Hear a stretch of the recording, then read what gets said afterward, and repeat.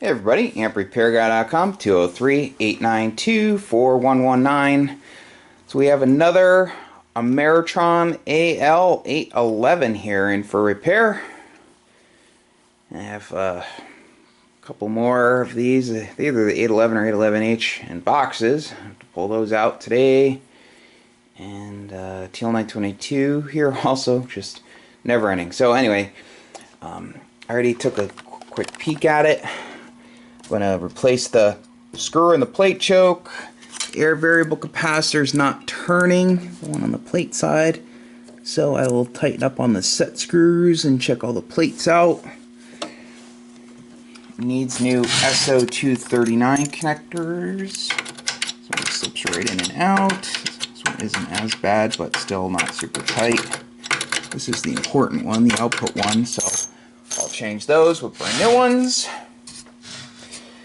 I will compress the clips. I'm going to take this plate out, take the gas discharge tube off the board, and the metal oxide varistor off the board, and put the gas discharge tubes right at the socket here.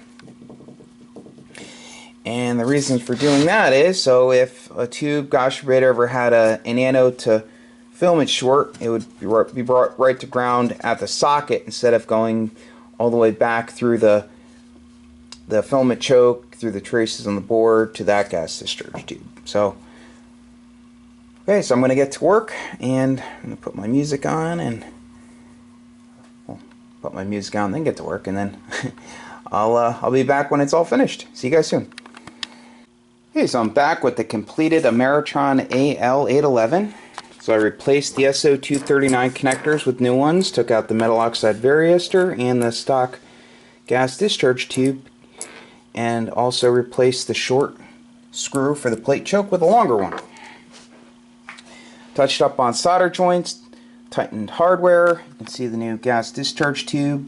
There's one on that side, one on the opposite side. It's hard to see, but it is over there. Compressed the socket clips, took this wall out so I could remove the metal oxide varistor and gas discharge tube. New S0-239 connectors. Tighten the set screws really good on the reduction drive where it connects to the shaft on the plate tune air variable capacitor. So this thing is all set. Tested full output on all bands, and customer provided a brand new set of Pentalab tubes.